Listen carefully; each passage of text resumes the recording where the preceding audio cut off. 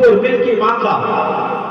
কারি আব্দুল আজিজ, পিতা আনোয়ার হোসেন, শ্রীপুর মোল্লাপাড়া, মোথাবাড়ি, মালদা। আব্দুল আজিজ। 6 নম্বর কারি ইসমাইল শেখ, পিতা ইদ্রিস শেখ, রোশননগর, ইসলামপুর, মুর্শিদাবাদ। 7 নম্বর কারি এম রহমান, পিতা জিয়াউল শেখ, কাঁঠালবাড়ি, কালিয়াচক, মালদা।